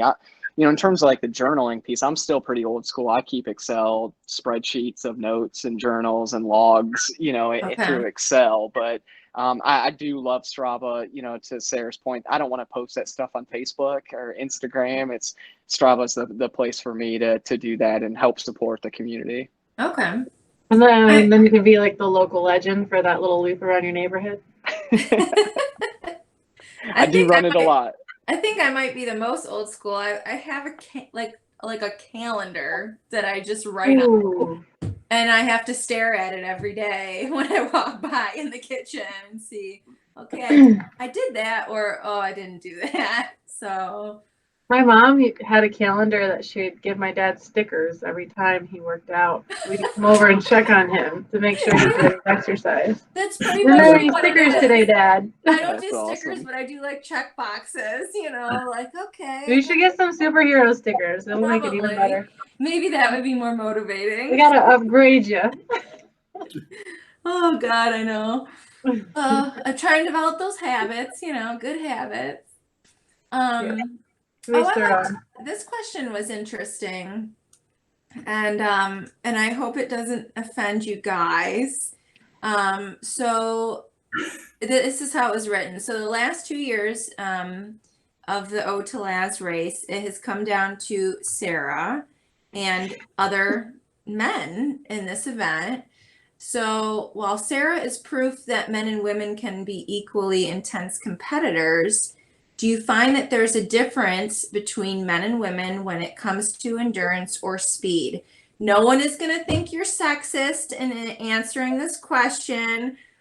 Nobody respond to this like with negative feedback or anything, but give me your honest answers. And I'll start with Sarah since the question was kind of directed towards you. So is there a difference between men and women when it comes certainly. to endurance? I would say, you're stupid if you don't recognize that there are some obvious differences. But aside from the physical, I don't think that there's one above the other. I don't know if the differences make one weaker or one stronger. But there are advantages and disadvantages to each. And something that really inspired me or got me thinking from like a scientific perspective is this book called Endure. I mentioned it to you guys offline, but I kind of, oh no, is it Endure or the Sports Gene? Either way, they're both kind of along the same genre, and they talk about like what makes an elite athlete perform the way they do. Is it nature versus nurture? Is it their components of their genetic makeup, whatever, their DNA or their ethnicity or their sex or whatever? And there's clear differences across the board on all of those things depending on what sport you take on. Or anyway, and it talks about sometimes the advantages, the pros and cons. And I think women are much stronger mentally. We're good at suffering. We may not be able to keep up in a mile race, but obviously you expand the race, you make it longer, you prolong it, and you see the men drop like flies. So we're not showing up yet because we don't really realize that we're able to do these things. And maybe the more we realize it, we'll comprise a bigger proportion or a big percentage of the field. But we were only 20% of the field on race day. Yeah. And then in the final 6 we were 33%. So as the race goes on, the women seem to be able to last, and perhaps that's our advantage. And that's why I like this format, and that's why I think it comes down to the mental game and maybe some sort of advantage with our fat stores and the way we're built differently than men. So, Yeah.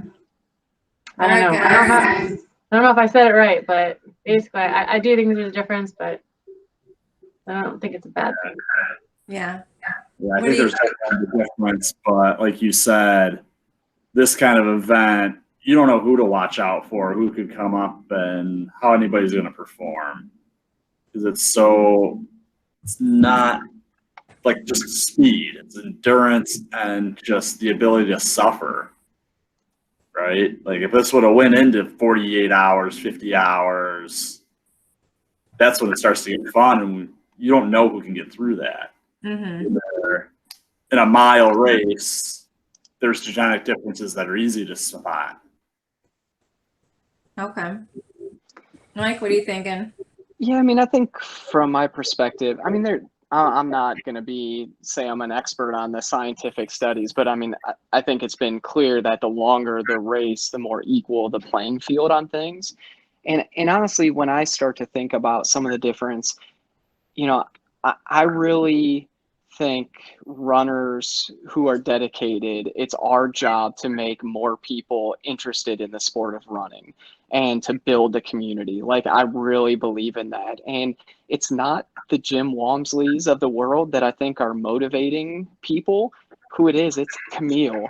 it is the female runners that are out there. We already talked about Sarah's female crush out there last night, Courtney. Yeah. Like these are the runners that are getting people to recognize the sport, boys and girls that are younger, that are seeing what they're doing, the tasks that Camille just trying to take on the FKT, she got sick and didn't make it.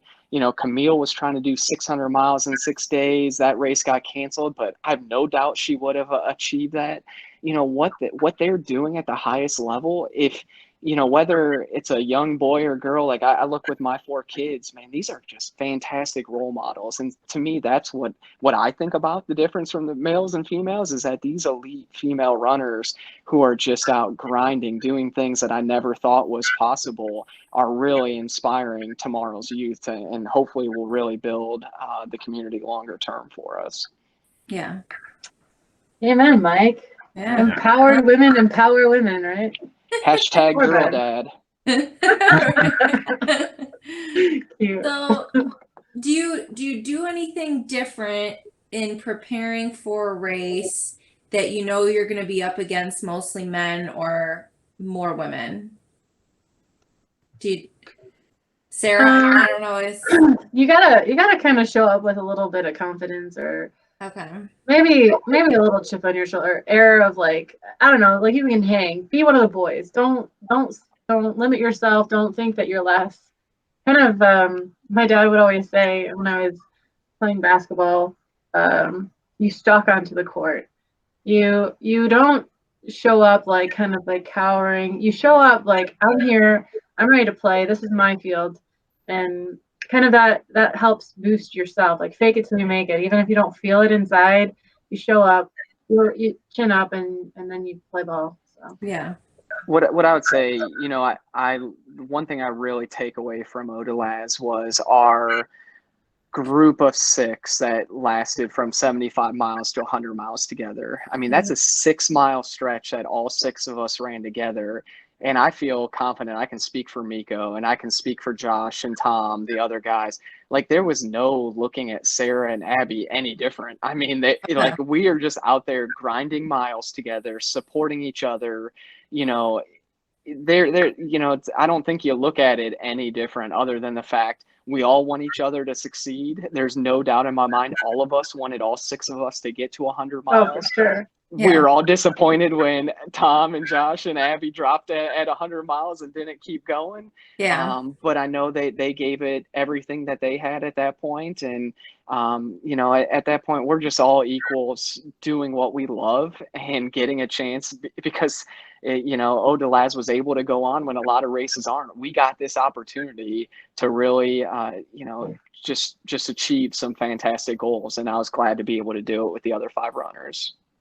I think that's you've pretty much nailed it on the head there, Mike. But like what Miko was saying about, you don't know who's going to show up or who's going to have their day. It's a really great format because you don't really see the differences, or you don't feel like, oh, I'm a girl, I can't do this. But I guess coming from a girl's perspective, I have always felt a little the intimidation factor, or at least maybe it's my own insecurity. But I know a guy wouldn't look at me differently, but perhaps I look at me differently. And so I just think for, a message to all the girls out there, just show up and know that you can hang, and that's all you need. It's funny too. I don't know how it was for you early on, Sarah, when you just started doing a lot of races and stuff, but when I started signing up for events, I wouldn't even look at the guys. Like, I wouldn't even be like watching what they were doing, because there was no way I'm gonna keep up with those group of 10 with their shirts off that are out in front for the start every single time. You know what I mean? So a lot of the times I would be scoping out the other girls and like, okay, which girl can I chase, because I know I'm not gonna bother chasing that guy. He's gonna be like way ahead of me. But I kind of like, I don't know if you guys do that when you're running too. Like, are you focused on, Oh, I'm still scared about all the girls that show up. You're so like, okay. This chick. But are you doing that? Are you watching the girls versus watching the guys? Or are you watching everybody? Yeah, I think I initially start with the girls, and then, I guess for the Ode race, then it becomes who's stronger. It doesn't matter who you are. Right. And I think a good point is, there's no one more experienced in all of this than Laz, and I've heard him make comments around how disappointed he is in backyard events that give top female and top male awards. Because Oh he yeah, I says- disagree with that too. He says every time a let's talk about female that. gets to a point where she outlasts a second place female, it's more often that she drops. These are Laz's Yeah. words, and he's like, he knows it better than anyone that anyone can compete, anyone can win these races, and Yeah. you have to look at it that way. That Set the we're bar all high. equals. Yeah. What's your guy? I had a conversation with a friend of mine about this last year, but for those events that do separate, the backyard style doesn't separate by age. They don't separate by sex. They don't separate by weight. What's your opinion on that separation for other races? Because a friend of mine and I were talking about, she was going to end up being in the Clydesdale category, and how her weight was, an average weight. It wasn't like she's obese or anything. And then the mentality of what those different categories can do to people. Do you feel like the backyard style is more inclusive to all shapes and sizes and everything like that versus other events?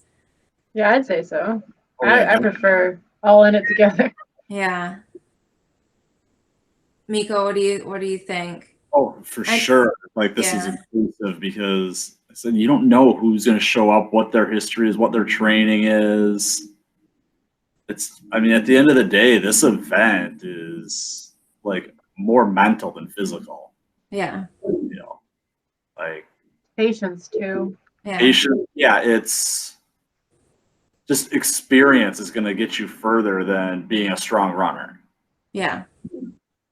Well, and I feel like the ode, is more welcoming because they don't have, that type of segregation into categories. And for her, I know she was really turned off to participating in an event if she had to be designated in a Clydesdale category or something like that. And it was really offensive to her. So, I guess that's just another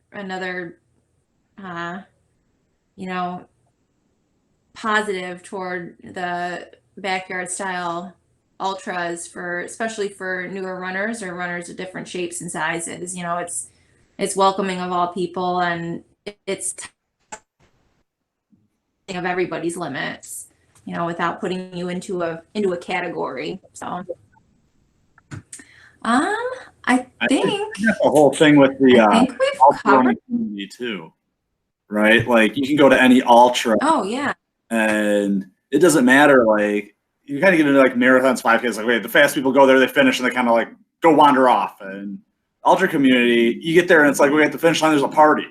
Everybody's there waiting for everybody else to finish and cheering them on and supporting each other more than just running off and going. Oh yeah, I finished first, then I'm gonna go enjoy it. Where ultra runners, they tend to be, oh, I'm gonna go run 5 miles of this 100-miler with somebody just because they're next to me. Yeah. I'll hang out with them, we'll talk and learn a little Yeah. about each other. Well, I know. I think the best example of that, right, is the end of the race when I'm down. It's just Sarah and I'm ready to quit. You know who was cheering for me the most and trying to get me to run one more lap? It was Sarah's crew. Of all the people, you know what I mean? Like, they were the ones pushing me to try to run one more lap. Like, that's Assholes. the type of yeah. But that's the type come of on, community whose this team are you is. on?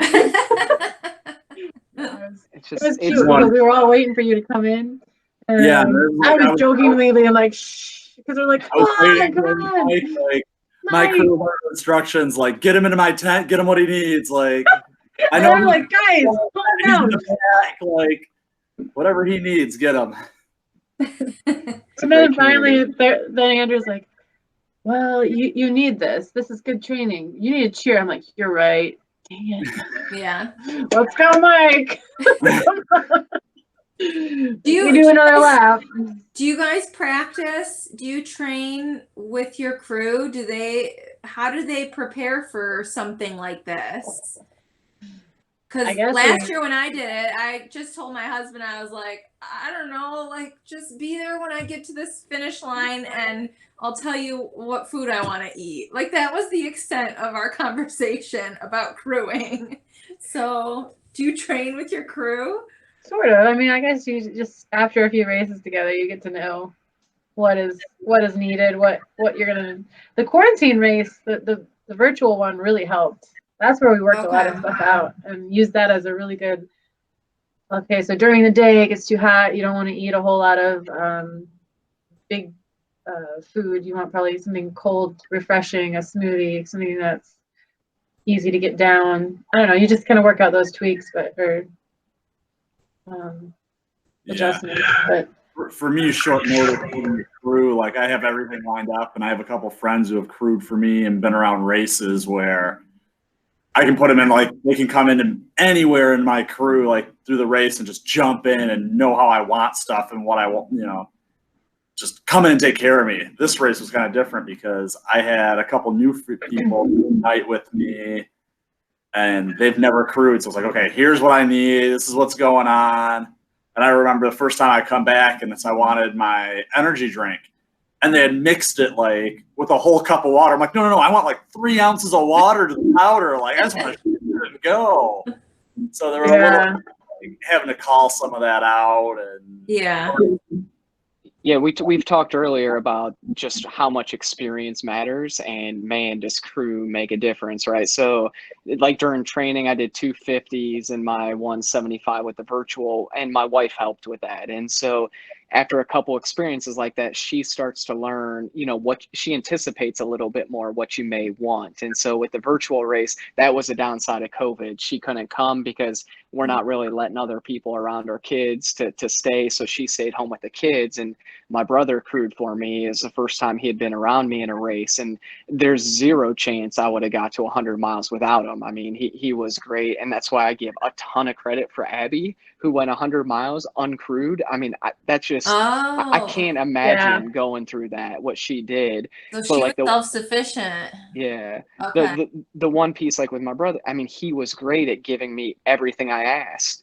But once you hit 100 miles and you're up that long, like you just can't ask for stuff anymore. Like you need someone to just know what you want. And so like that makes having a crew that knows you and knows what you need can make just a world of difference, I think. Okay. Yeah. Well, one of my things is I always start a big group text like the week of the event with my whole crew, who's ever going to be there supporting me, and a couple other people so they can update out to the real world. And I always go through them like 2 days after just to see what was going on in that conversation, because it's always great what they talk about. And at one point, a pizza had showed up in my tent. And I saw that. I was like, where the heck is my pizza? So the whole story behind that was like the guys were coming to help do the transition for me. And they were asking, well, does he need anything? And I was out on a loop. I was kind of uncrewed at this point because my one buddy was there till like 2. And then I wasn't getting more crew until like 7 o'clock. So my dad, he normally likes pizza. Stop and get him a hot and ready. And then I'm like, I just see it for a second. I don't want a pizza. I'm like, no, I want pizza. Sometimes having the crew to anticipate your wants or your needs. Yeah, one time during the virtual race, somebody my friend brought me a quesadilla from Taco Bell, and it tasted amazing. Sometimes you just don't know what you want. Yeah, once you hit 100 miles, man, you don't. Like, I'd say I want this, and it was just terrible. And I'm like, I know, like, if I can come back next year and get my brother with me, he'll be there. Like, I know it'll be so much better. He just will know everything. Once you have that experience of going through it, it makes a world of difference for sure. Okay. Especially when you're not straight. Like that gets into the nutrition section, which is next, right? Yeah. No, actually, I didn't even have that question in nutrition, so we just covered it. I don't think I had any questions about crew and nutrition. Maybe I did, but that's a huge part. What do you eat during the race? Yeah. And I would imagine that, I mean, just knowing from experience, with my husband crewing me last year, it was like everything I thought I would want, I didn't want. And every time I showed up, he would have like oranges. I think they had like a ton of those.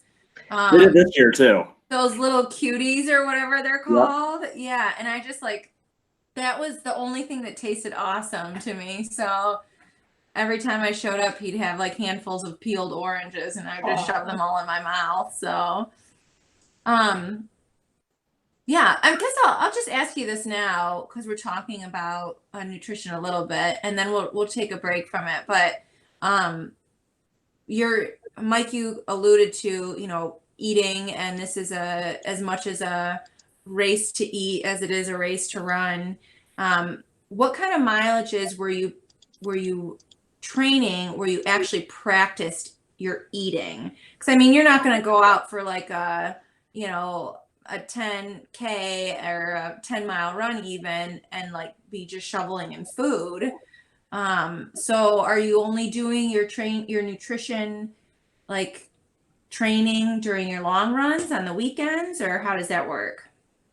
So for me, like with my training, it was centered around what I call like mid-long run, midweek. So typically on like Wednesday, once I got to like peak mileages, the highest I would get was 15 miles. So like that was a good time to practice. I did a lot of liquid calories. I didn't eat a lot of real food, but it was a good time to figure out, hey, I like tailwind. What's the right flavors for me? How do I do that? So you kind of practice it midweek, and then obviously I was doing back-to-back long runs on the weekend, so I would try to do it. So I would try to practice the types of food I would eat. What I didn't do a great job of practicing was the quantity that you need. So, me personally, I tried to target at least early in the race 300 calories an hour. Later in the race, I'd be okay with 200 calories an hour, but understanding what those items are. Like in a training run, I probably wasn't getting that many calories in, but I was eating at least the same type of food or the same type of drink through the training, just maybe not the quantity that I was trying to do during the race. Okay. That's smart. Sarah, how about you? I always eat. I love eating. So, I mean, I'm eating at the beginning of a 10-mile run, 30, 45 minutes into it. Like I love eating. Let's just eat. This is why we run, right? So, no, I was always practicing. But yeah, similar strategy with like 250, 300 calories. I think more 2 to 300 is the range. But it's sometimes hard to gauge if you're eating real food and stuff that doesn't have like the label on it. But yeah, I think you should not get behind on that. So even on like a 10-mile run or an hour and a half, I'm eating something like okay. Yeah, you want to get used to it, and I don't know. I think getting used to what you like to eat is another thing. Like you said, you brought a bunch of bars and they didn't work out for you, but you practice with those.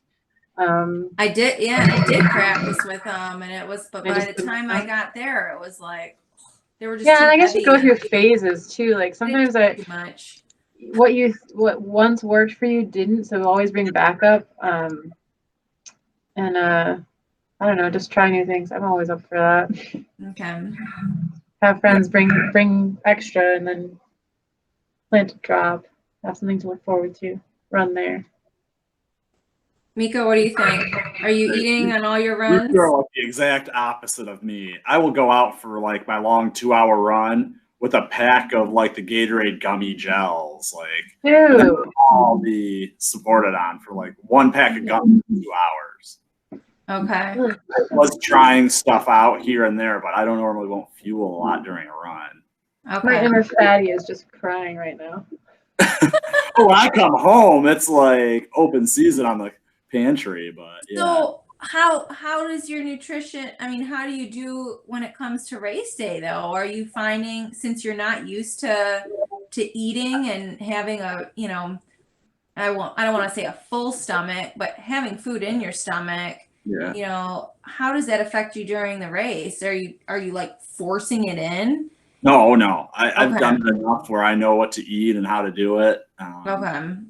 I will never try something new race day. So I've practiced everything I've done I mean, I was changing things up this year. So during like a couple of my speed workouts, 45, 6, 7 miles in, whatever I was, like 45 minutes, hour, I'd like literally loop by my house, come back, hit like some of my energy drink stuff, and then head back out like in the middle of an interval. Like it was on my patio. Like I literally hit patio, shoot it, and keep going.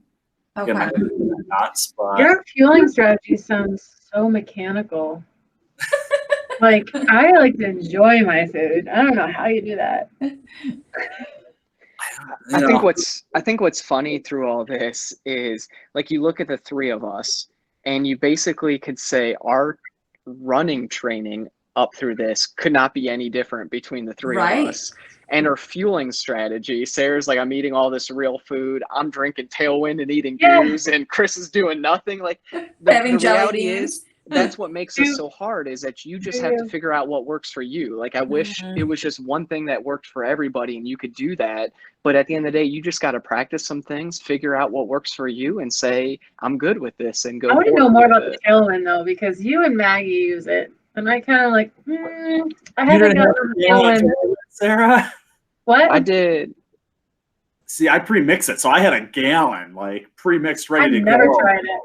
I don't even know what Tailwind is. Is it a nutritional supplement? It's this fancy schmancy powder stuff that they mix in their water. It's you not just electrolytes, it's calories too. Yeah. It's a filter. So I did. Maggie did it primarily for the bigs where she won last year, 2019, whatever. And I was researching. She did like 12,000 calories worth of Tailwind, and that sounds awful. What is that going to do to your stomach? Oh. Yeah, I did 3,500, and that was basically got me to maybe 4 hours into the road before I stopped. And I was doing 300 calories of Tailwind every hour. And it was too much on my stomach. I quit it at that point and only went back to maybe 100 or 200 calories after that and switched to real food. But I didn't do any real food at all until 16 hours into the race, I think was the first time I had real food. It was Tailwind and goo up to 15 or 16 hours. Ew, goo? Mm-hmm. Just a shot of sugar. Goo is so bad. How many, when you mix this Tailwind? Oh, yes, mine's not as nice as Sarah's. When you mix the Tailwind up, how many ounces of it are you drinking? That's so glare. So I would do it a little bit strong. Like I was talking again, being new to this, like I was doing it a little bit stronger than others. Like I spent a lot of time talking to Tom and Josh. They both did Tailwind and they would dilute it a lot more. But I was doing 3 scoops of Tailwind, which is 300 calories. I would mix that in anywhere from 16 to 20 ounces of water, depending on the heat of the day and how much, liquid I was trying to take in. Okay. So you're taking on that, you can take in one bottle, a 20-ounce bottle, you get your 300 calories for the hour. Okay. But it's, fairly sweet. So after you do that for 12 to 15 hours, it wears on the stomach quite a bit. I think ideally it would be a mixture of maybe 100 calories of that plus some supplement of real food, I might try next time, but we'll see. Okay. Gotcha. Funny because I dabbled with like Perpetuum, which is a Hammer product. And that's like I think it was a recovery drink that I used, but I did that when I was road running, and it did feel like I was cheating at first. I tried it and I was like, wow, I'm not even sore, or there is definitely something to the nutrition and getting that perfect, but I just can't do it for day or like hour and hour. Like after a while, you get so sick of that same taste. You don't want it anymore, and it's so hard to do. Yeah. Even the food I brought, I got sick of. Yeah. So at least I had a variety of different things to get sick of. But I don't know how you just do liquid. That was Mike's plan. My race strategy was 200 calories of Tailwind mixed into my water bottle, which was already pre-mixed. So it was just as we were filling up my water bottle, it was already in the jug. And then when I got back to my tent, snacking on something. Yeah. I'm going with the Go-Go Squeeze, yogurt, applesauce. There's your 150 calories. Yogurt. Oh, that is like the worst thing I could think of. Yogurt, I could do applesauce. It's the kind that you don't have to refrigerate, so it's good. Yeah. Yes, healthy. I have trouble choking down yogurt on a regular day. I don't even know. Oh, you tried the Greek go-go yogurt. squeezes though? They're good. I You buy them have, at I have Costco. tried them. I like the applesauce ones. But you get sick of the sugar and then you want some protein, so you go to the Yeah. yogurt. You kind of gotta mix the two, like squirt them both at the same time. All right, you guys. Let's put a pause on it because we have been talking for 2 hours. I can't believe it. And so this will be our segue into nutrition for next time. And we will have a little bit of a break because I'm going to be out of town in the woods somewhere. So you'll have to wait a while to talk about nutrition next time. Watch out for the bears. Right. Oh, yeah. I'll be fine. It'll be all right. Have you seen all those videos of like bears going into convenience stores lately? Oh my gosh, they're so fun. I think my whole Facebook feed is just like bear incidences because Number one that difference between Ohio and Michigan, bears going into convenience stores. oh, not in Michigan. I mean, we've got some bears, but I don't even know if we have bears in the Lower Peninsula. Maybe some, but not a whole lot. I'm pretty sure I saw 2 on the course at about mile 23 hours in or so. Probably, yeah, some hallucination of wildlife. Oh man, but so we'll talk about we'll finish talking about nutrition next time. We'll get a little bit deeper into it. And then finally we will cover all things race day. And yeah, then our sessions will be done for now. So yeah, I would just like to say thank you guys again for taking the time during the week. I know it's really hard with work and family and everything like that. So thank your families too for me. And yeah, we'll talk to you soon about nutrition. Thanks, Libby. It's been a pleasure, guys. See you guys Yeah. next time. Bye. Bye. Bye. Guys.